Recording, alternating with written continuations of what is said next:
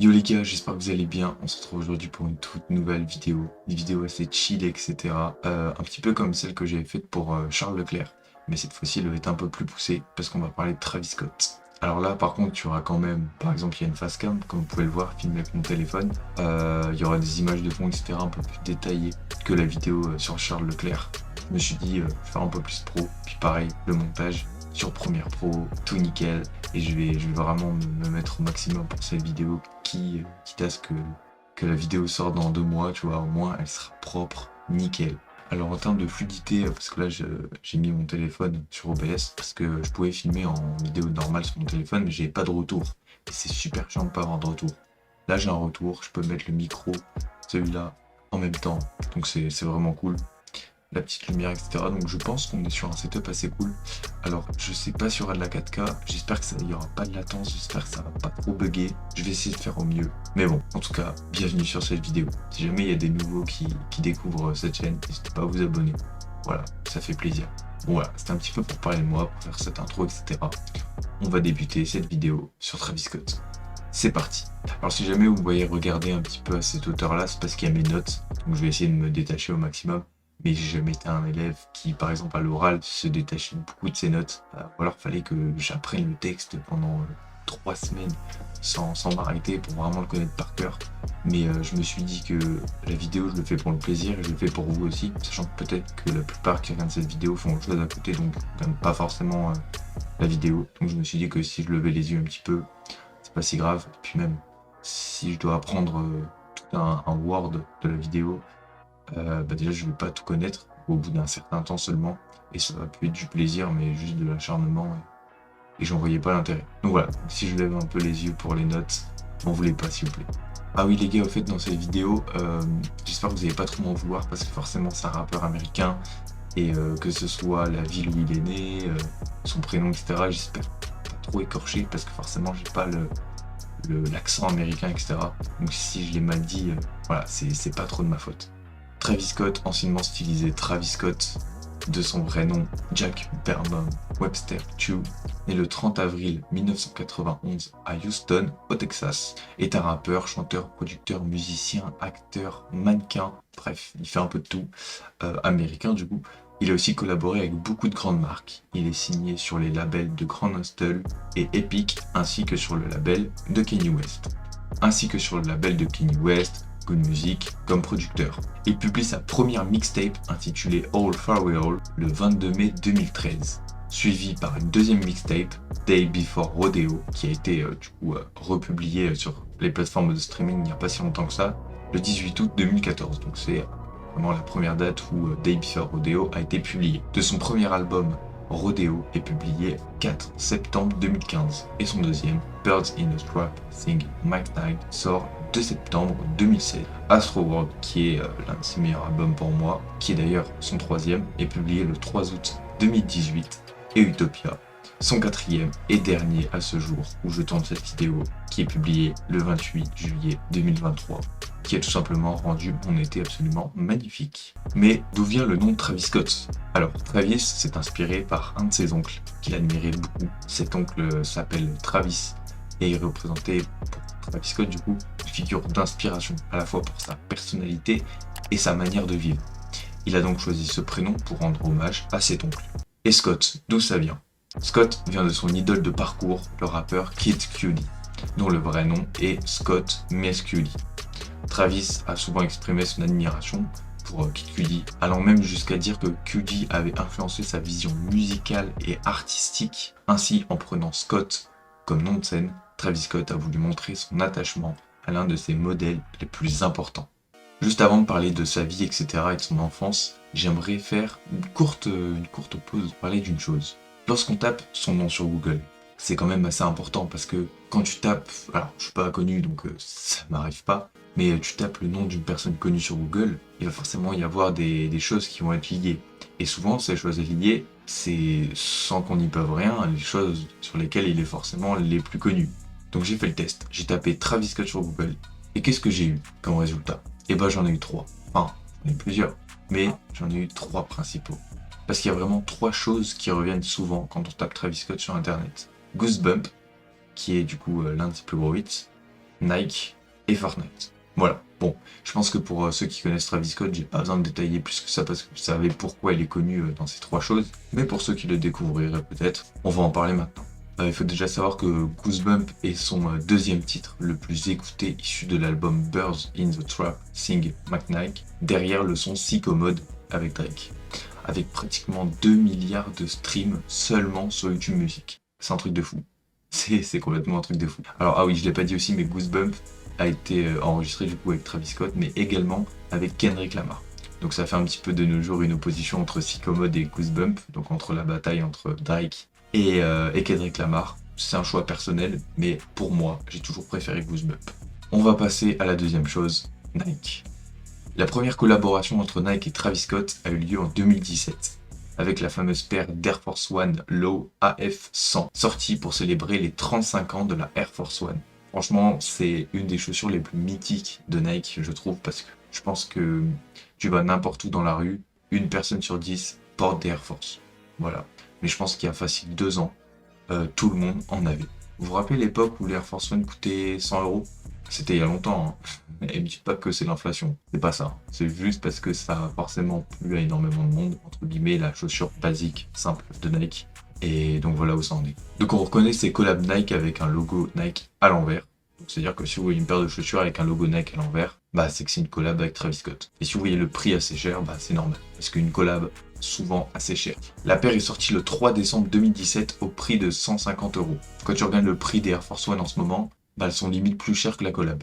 Le prix de revente actuel démarre à environ 1000 balles et peut dépasser les 2000 balles selon les tailles. Voilà, bon c'est pas étonnant. C'est pour ça que quand vous voulez acheter une paire avec une collab, faut pas trop attendre. Et il y a bien évidemment d'autres paires en collab avec Nike, comme par exemple celle-ci ou encore celle-ci. Et perso ma préférée, bah c'était celle-ci. Et on va passer à la troisième chose qui le caractérise un petit peu plus, Fortnite. Alors voilà, je vais dire la chose claire, nette, précis.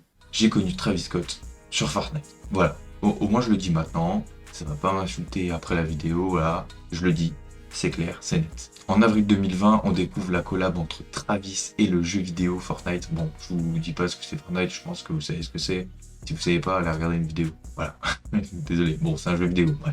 Et déjà qu'avant sa carrière était déjà quand même pas mal lancée, rien qu'après l'événement, c'est devenu le rappeur le plus écouté au monde. En tout cas, c'est celui qui avait le plus d'engouement à ce moment-là. Ça allait forcément avec Drake et Kendrick Lamar qui avaient fait Sicko Mode et Goosebump, parce que forcément, tu sors de l'événement Fortnite, tu te dis putain, il était pas mal l'événement Travis Scott, je vais aller écouter. Qu'est-ce qui ressort en premier? Goosebump, Sicko Mode. Donc voilà, donc forcément, ces trois artistes ont vraiment été propulsés encore plus que ce qu'ils étaient déjà. Je pense que Fortnite a vraiment fait exploser la scène US grâce à cet événement. Bon voilà, c'était un petit peu la parenthèse juste avant de parler de son enfance. Donc bah c'est parti, on va parler de son enfance.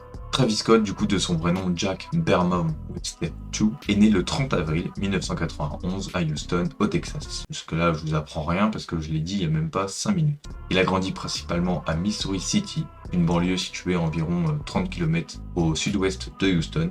Son enfance et son adolescence ont été marquées par une grande proximité avec sa famille, mais aussi par une passion précoce pour la musique, ce qui a fortement influencé son développement artistique.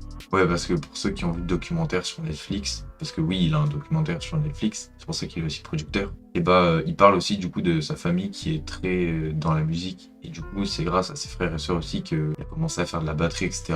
Et c'est comme ça qu'il s'est vraiment mis dans la musique. Travis a grandi dans une famille de la classe plutôt moyenne. Sa mère travaillait chez Apple, tandis que son père gérait sa propre entreprise, mais était aussi musicien. Son grand-père était un compositeur de jazz, et son père jouait de la batterie. Voilà pourquoi il en avait une chez lui. Cette influence familiale lui a permis d'être exposé très tôt à la musique, ce qui l'a évidemment marqué. Cependant, malgré cette atmosphère créative à la maison, son enfance n'a pas toujours été simple. Il a passé une grande partie de sa petite enfance chez sa grand-mère dans un quartier plus difficile de Houston, connu sous le nom de South Park. Oui, comme le dessin animé. Un quartier avec une réputation de violence et de criminalité. Travis a souvent parlé de cette période comme une phase qui lui a fait comprendre très tôt les réalités du monde et la dureté de la vie. Il a vu de près des problèmes sociaux tels que la drogue, la pauvreté, ce qui l'a profondément influencé. À l'âge de 6 ans, il est retourné vivre avec ses parents à Missouri City, où il a trouvé un environnement plus stable et structuré. Bien qu'il ait échappé aux conditions plus difficiles de South Park, il a gardé un lien assez fort avec la rue et le hip-hop, ce qu'on sent d'ailleurs assez dans ses sons, qui allaient devenir des éléments clés de sa carrière. Très jeune, Travis s'est plongé dans la musique. Il a commencé à jouer de la batterie et du piano, probablement inspiré par les musiciens de sa famille. Mais il a vite perdu de l'intérêt pour ces instruments, car il voulait créer un son qui lui était propre. Il s'est alors tourné vers l'électronique et la production de beats. Durant son adolescence, il a fréquenté la Elkins High School, je crois que je l'ai bien dit, à Missouri City, et il s'est montré intéressé par la musique et les arts tout en étant très bon élève. Pendant cette période, il s'est de plus en plus concentré sur la production de musique, créant des beats et expérimentant des sons dans sa chambre. Il a formé des groupes de musique avec ses amis. C'est à cette période qu'il commence à explorer les logiciels de production musicale comme FL Studio, ce qui lui a permis de développer ses compétences en tant que producteur.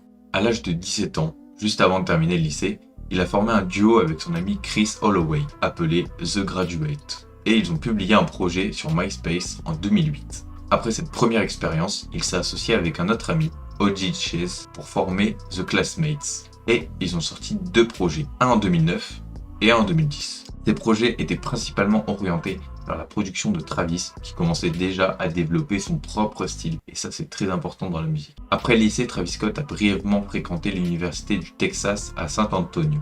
Cependant, il a abandonné ses études après seulement 1 an pour poursuivre une carrière musicale à plein temps. Cette décision a créé des tensions avec sa famille, qui espérait qu'il obtienne un diplôme universitaire. Mais Travis était déterminé à suivre son propre chemin, et je pense qu'il a bien réussi. Il a ensuite déménagé à New York pendant une courte période pour se lancer sérieusement dans la musique, avant de finalement s'installer à Los Angeles, où il a commencé à travailler avec plusieurs artistes et producteurs. Ce déménagement a marqué le début de la véritable ascension de Travis Scott dans le monde de la musique, bien que les difficultés n'aient pas manqué à ce stade de sa vie. Pendant son adolescence, Travis a été influencé par divers genres musicaux, du hip-hop au rock psychédélique. Il a souvent cité des artistes comme Kid Cudi, Kanye West comme étant ses principales inspirations. Kid Cudi en particulier a eu un impact profond sur lui, comme je l'avais dit au début juste avec son nom. Au point que Travis a pris Scott comme nom de scène en hommage, comme je l'avais dit tout à l'heure. Donc voilà, on voit que son enfance a quand même été très rythmée par rapport à la musique, mais elle n'a pas forcément été très simple. C'est ce qu'on ressent d'ailleurs dans ses sons. Et donc après cette période d'adolescence, c'est qu'il a commencé à vraiment se mettre sérieusement dans la musique. Comme je vous avais dit dans les dates de tout à l'heure, il a commencé à créer des premières mixtapes avec vraiment son nom de scène Travis Scott tout seul, sans l'aide de ses amis. Au fur et à mesure, il a commencé à vraiment percer grâce à ça. Sous l'aide aussi du coup de Kanye West qui l'avait repéré et qui du coup s'est un petit peu associé à lui pour lui donner de la force. Et beaucoup ont dit sans Kanye West, il serait rien. Certes, mais ça il le sait très bien parce que dans la plupart de ses concerts, il l'invite pour même chanter à sa place, pour vraiment montrer à tout le monde que Kanye West est pour quelque chose dans sa carrière et également dans sa vie, parce que je pense que sans carrière, il n'aurait pas du tout eu la même vie qu'il a actuellement. Et ça, il le cache pas du tout. Il est très fier d'avoir rencontré Kanye et ils forment un très bon duo. Mais pour autant, Travis Scott, il a quand même son propre style, et ça c'est fort, parce que même ayant des aspirations aussi fortes comme Cudi ou Kanye West, bah il reste lui-même en fait, il crée un propre style, c'est ça que je trouve beau. Alors certaines personnes vont dire, ouais mais il utilise l'autotune, etc. Ça c'est encore un autre débat, est-ce que c'est bien, est-ce que c'est pas bien, je vais vous donner rapidement mon avis. Pour moi, l'autotune c'est cool, parce que c'est pas là forcément pour cacher une erreur, parce que oui, il y a certains chanteurs, ils chantent très bien, et s'il y a une fausse note, ils vont utiliser un tout petit peu d'autotune.